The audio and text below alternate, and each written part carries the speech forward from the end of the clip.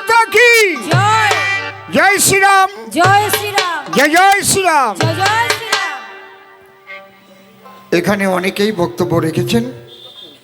পারভেজ ভাই পূর্ণ বক্তব্য রাখতে পারল না। আমার সঙ্গে এসেছেন শ্রদ্ধেয় বাবুলাল বালা মহাশয়, উনি রায়গঞ্জ বিশ্ববিদ্যালয়ের অধ্যাপক ডক্টর বাবুলাল বালা মহাশয়, তাকে দিয়েও বক্তব্য রাখাতে পারলাম না। এসেছিলেন কলকাতা থেকে রাজ্য রিফিউজি সেলের কো কনভেনার আমাদের জয়দেব হালদার মহাশয়। শুধু আপনাদের দেখিয়ে দিলাম। আমি কয়েকটা কথা বলবো, এরপরে আবার আমরা সমুদ্রগড় যাব, সেখানে আবার 9টা অবধি তাদের পারমিশন নেওয়া। এখান থেকে কত সময় লাগবে সমুদ্রগড়?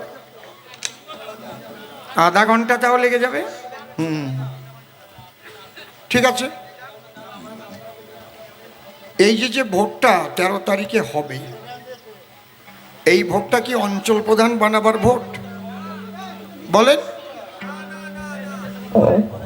এই ভোটটা কি বিধানসভা ভোট? এই ভোটে জয়লাভ করলে কি মুখ্যমন্ত্রী হবে? তাহলে এই ভোটে কি হবে? প্রধানমন্ত্রী। এই তো, মানুষ তো বুদ্ধিমান হয়ে গেছে এখন।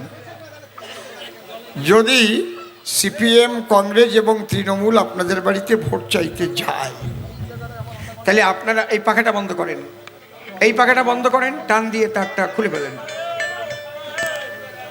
অত সুখ আমার দরকার নেই। আস্তে বসেন আপনারা। ওরা যদি ভোট চাইতে চায়, আপনারা শুধু জিজ্ঞেস করবেন আপনারা ভোট চাইতে এসেছেন, তা আপনাদের প্রধানমন্ত্রী কে হবে গো? বলতে পারবেন? শুধু জিজ্ঞেস করবেন। কিন্তু সারা বিশ্বের মানুষ, সারা বিশ্ববাসী জেনে গেছে ভারতের প্রধানমন্ত্রী কে হবে। কি কথা বলছে কেন? এত কথা কেন? এত কথা কেন? ভারতের প্রধানমন্ত্রী কে হবে? তাহলে ওদের প্রধানমন্ত্রী কে হবে তার ঠিকঠাক নাই। বলে ভোট চাই, ভোট চাই, ভোট চাই। আরে প্রধানমন্ত্রীকে আমরাও জানতে চাই। ওদের প্রধানমন্ত্রী ঠিক নাই। দিদিমণি তো আর প্রধানমন্ত্রী হবে না, স্বপ্ন শেষ। এইবার আমি যে কথাটা বলবো, তাহলে এই ভোটটা আপনারা পচিয়ে দেবেন না। যখনই আপনি তৃণমূলে ভোট দেবেন, তৃণমূলের তো কেউ প্রধানমন্ত্রী হবে না। হবে কি? কেন দেবো তাহলে ভোট? আরে তোমাদের আসুক না বিধানসভা, তোমরা যদি ভালো কাজ করে থাকো তাহলে তোমাদের ভোট দেবো, মুখ্যমন্ত্রী বানাবো।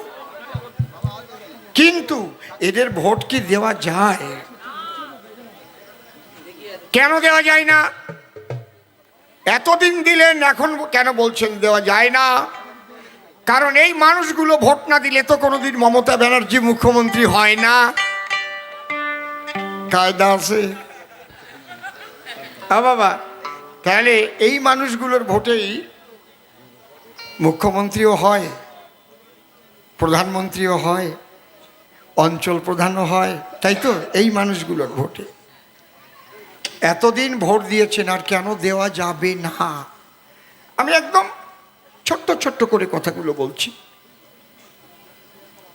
আপনারা কি ভেবেছিলেন বাংলার মেয়ে, এত ভালো মেয়ে, যিনি সততার প্রতীক, তাকে ভোট দিয়ে এনে তার দলের শিক্ষামন্ত্রী অযোগ্যদের কোটি কোটি কোটি কোটি টাকা ঘুষ নিয়ে চাকরি দিয়ে যোগ্য সন্তানদের কলকাতার রাজপথে কাঁদাবেন? ভেবেছিলেন? জোরে বলুন, ভেবেছিলেন? আপনি কি কোনোদিন ভেবেছিলেন শিক্ষামন্ত্রী সহ শিক্ষা দপ্তর পুরোপুরি জেলে যাবে? ভেবেছিলেন? আপনি কি ভেবেছিলেন মেছো কেষ্ট, বীরভূম বাড়ি, উনি কি মাছ বিক্রি করতেন তো, নাকি বাজারে মাছ বিক্রি করতেন? মেছো কেষ্ট মাছ বিক্রি করে খেতেন অনুব্রত। ভালো করে শুনে রাখেন। হাজার হাজার কোটি টাকা আজকে তার মেয়েকে নিয়ে তিহার জেলে। ছি ছি ছি মমতা, ছি। আপনি কি ভেবেছিলেন এই বাংলার মেয়েটাই শাহজাহান বাহিনী তৈরি করবে ভোট লুটের জন্য। আর সেই শাহজাহান বাহিনী আমাদের হিন্দুর ঘরের সুন্দরী মেয়েদের রাতের অন্ধকারে খবর দিয়ে পার্টি অফিসে পিঠে বানাবার নাম করে নিয়ে অকাতরে ধর্ষণ করবে ভেবেছিলেন? যদি ওই বউটা আপনার বউ হতো, ওই মেয়েটা যদি আপনার মেয়ে হতো, আপনি কি করতেন? জবাব দেন। ভোট দেওয়া তো দূরের কথা, আপনি ফাঁক পেলে কেটে নিতেন তার মাথা। ঠিক কিনা? ঠিক বলছি কিনা? ঠিক বলছি তো? এক ভদ্রলোক আসতে একদম ঠিক কথা ছাড়া অসীম সরকার একটাও বেঠিক কথা বলে না, মিথ্যা কথা বলে রাজনীতি করে না অসীম সরকার। ছোট্ট একটা উদাহরণ দিচ্ছি। এক ভদ্রলোক আর একটা লোককে মার্ডার করেছে, এক কোপে দুভাগ করে ফেলেছে। পুলিশের কাছে ধরা পড়েছে, কোর্টে তুলেছে। কোর্টে তুলে রায় হয়েছে ফাঁসি। 302 ধারায় ফাঁসি হয়, না হয় যাবজ্জীবন হয়। তখন হাকিম সাহেব, যিনি হাকিম সাহেব, তিনি জিজ্ঞেস করেন ফাঁসির আগে, আপনার শেষ ইচ্ছাটা কি? যখন জিজ্ঞেস করেছে আপনার তো ফাঁসির টাইম, এই টাইম, আপনার শেষ ইচ্ছা কি? ও বলল, স্যার আমার আর কোনো ইচ্ছা নাই, আমি একটা রাত আপনার স্ত্রীর কাছে শুতে চাই। হাকিম রাগ করে, আগে তো ফাউন্টেন পেন ছিল, কালির পেন, মনে আছে তো, ওইটাতে লিখতেছিল তো, রাগের চোটে ওইটা ছুঁড়ে মেরেছে, ওর কপালে লেগে গেথে গিয়ে ঝুলছে। বলছে, স্যার আমার একটা কথা। কি? আমি কিন্তু আপনার স্ত্রীর কাছে, আপনি জিজ্ঞেস করেছেন, আমার কথার সময় কথা বলবে না বাবা, আমার কথার সময় দয়া করে কথা, পরেরটাই আবার যেতে হবে, ওরাও আবার তোড়জোড় করছে। বলছে, স্যার আমার একটা কথা, কলমটা আমার এখানে গেঁথে আছে, তাই তো? বলে, হ্যাঁ। কেন আমাকে কলম ছুঁড়ে মারলেন? অপদার্থ, রাস্কেল, ইডিয়েট, লম্পট। বলে, আমি কি করে লম্পট হলাম? আপনি জিজ্ঞেস করেছেন শেষ ইচ্ছা কি, আমি বলেছি একটা রাত আপনার স্ত্রীর কাছে আমি শয়ন করব। আমি কোনো বাজে কাজ করব বলেছি? আমি তো মাতৃজ্ঞানেও শুতে পারি। এইটুক শোনার পরে যদি আপনার অত রাগ হয়, ওই কলমটা যদি না হয়ে একটা ভুজালি থাকতো, আমি মার্ডার। আর আমি যদি নিজের চোখে দেখি আমার স্ত্রীকে কেউ ধর্ষণ করছে, তখন আমি কি করব বলুন? আপনি জবাব দিন হাকিম সাহেব, তারপরে আমার ফাঁসির হুকুম দেন। কেমন লাগতেছে? আর ওই শাহজাহান বাহিনী রাতের অন্ধকারে আমার হিন্দু ঘরের সুন্দরী মেয়েদের, বউদের পিঠে বানাবার নাম করে পার্টি অফিসে নিয়ে নিয়ে ধর্ষণ করেছে। মায়েরা বলতে পারেনি, লজ্জা নিয়ে জীবন যাপন করার পরে দেখলো না, এ আর সহ্য করা যায় না। তখন তারা ঝাঁটা লাঠি নিয়ে রাস্তায় বের হলো শাহজাহান বাহিনীর বিরুদ্ধে। তাই বাংলাবাসী জানতে পেল সন্দেশখালীর ঘটনা। ছি মমতা, ছি। যখন তারা রাস্তায় নেমেছিল, তুমি না একটা নারী মুখ্যমন্ত্রী বাংলার? সারা ভারতের মধ্যে তো আর কোনো মহিলা মুখ্যমন্ত্রী নাই, মায়েরাই তো রাস্তায় নেমেছে। তুমি কি তার পরের দিন সেখানে গিয়ে বলতে পারতে না, ওমা তোমাদের কি হয়েছে বলো, কেন তোমরা ঝাঁটা নিয়ে লাঠি নিয়ে নেমেছ? আমাকে বলো, আমি তোমাদের মমতা। বলেছে? বলেছে কি? জবাব দিন। বরং 54 দিন ওই মুখ্যমন্ত্রী, যিনি পুলিশ মন্ত্রী, তিনি তার আঁচলের তলায় লুকিয়ে রেখেছে তার শাহজাহানকে। কত আদরের শাহজাহান। একে ভোট দেওয়া যায়? ভোট দেওয়া যায়? জবাব দিন। এখনো যায়নি।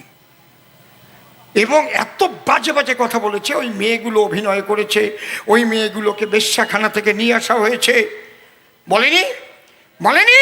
নিষিদ্ধ পল্লীর রমণীদের এনে তার জন্য ওই মেয়েগুলো তাদের আধার কার্ড, ভোটের কার্ড, রেশন কার্ড নিয়ে পথে নেমে মিডিয়ার সামনে গিয়ে বলেছে, আমরা বাইরের থেকে আসিনি, এই যে দেখেন আমাদের আধার কার্ড, এই যে দেখেন আমাদের রেশন কার্ড, আমাদের ভোটের কার্ড। আমার মোদিজি তাদের আন্দোলনকে সম্মান দিয়েছেন। তাই আন্দোলনের মূল যে নেত্রী ছিল, সামনে যে গিয়েছিল, তার নাম কি? রেখা পাত্র। তাকে এমপির টিকিট দিয়ে পার্লামেন্টে নেওয়ার ব্যবস্থা করছে। জয়লাভ সে করবেই। ভোট দেবেন কাকে? মোদিকে না ওই ধর্ষকের দলকে, চোরের দলকে, লম্পটের দলকে? কাকে ভোট দেবেন?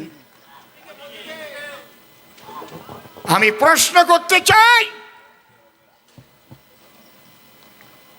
আপনাদের কি এখনো বিবেক জাগবে না? এখনো যেসব মানুষ তৃণমূলের জোড়া ফুলে ভোট দেন, তাদের মধ্যে কি এখনো মানবতা জাগবে না? যে যারা এত চাকরি চুরি করলো, 25,753টা চাকরি চলে গেছে, আর অনেক যাবে। ঘুষ খেয়ে চাকরি পেলে তাই থাকে নাকি? কি থাকবে না। এই জন্যে যে মেয়েটাকে আমরা চেয়েছিলাম, সেই মেয়েটা কি এই মেয়েটা?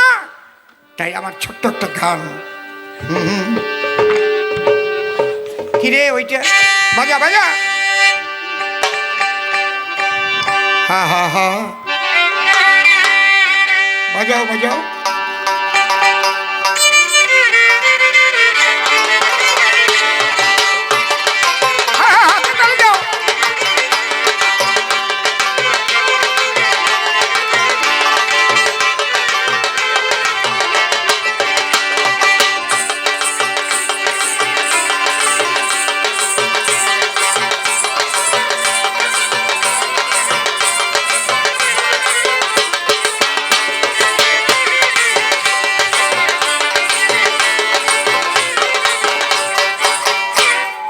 ভৈরবী লেখা, ভৈরবী।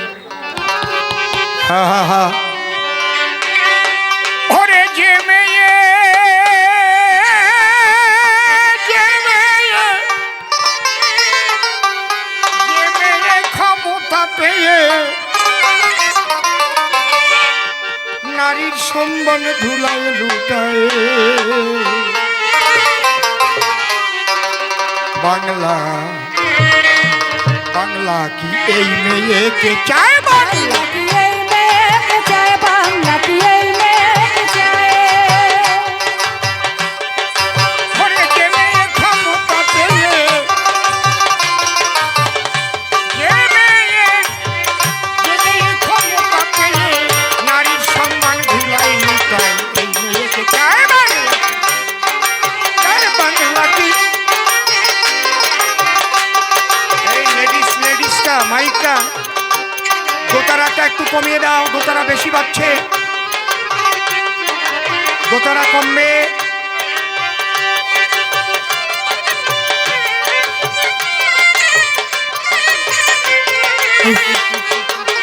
বাংলা কি এই মেয়েকে চায়? বাংলা কি এই মেয়েকে চায়? বাংলা কি এই মেয়েকে চায়? ওরে যে মেয়ে ক্ষমতা পেয়ে, ভাইরে যে মেয়ে, যে মেয়ে ক্ষমতা পেয়ে নারীর সম্মান ধুলাই লুকায়, এই মেয়েকে চায়? বাংলা কি এই মেয়েকে চায়? বাংলা কি এই মেয়েকে চায়? আমরা এই মেয়েকে চাইনি। আর একটা কথা বলি, ছোট বাজায়, হারমোনিয়াম ছোট বাজা, একটু শিল্পী হওয়া শেখ না। না আস্তে, ছোট বাজা, একটু শিল্পী হও তোমরা। শিল্পী শুনবে কোনটা কেমন লাগছে, তাই না? তোমার বাজনাটা হচ্ছে আমাকে সহযোগিতা করবে, আর তুমি যদি ভ্যা ভ্যা ভ্যা ভ্যা ভ্যা ভ্যা করতে থাকো তাহলে কী হবে? আমার গানটা নষ্ট হয়ে যাবে। ভেলাটা একটু কমবে। আমি দুঃখ পেতাম না। আর একটা কথা বলে যাই, এই 2-3 দিন আগে মাননীয় স্বপন দেবনাথ মহাশয়ের সঙ্গে একটা ছবি ভাইরাল হয়েছে আমার, দেখেছেন আপনারা ফেসবুকে? এই ব্যাপারটা আপনাদের কাছে ভেঙে বলে যাই, তাই নাহলে আপনাদের মনের মধ্যে খুঁতখুত করবে। আমরা যখন নমিনেশন সাবমিট করি, ভোটে দাঁড়াবো বলে আবেদনপত্র করি, তার সঙ্গে একটা অ্যাফিডেভিট দিতে হয়।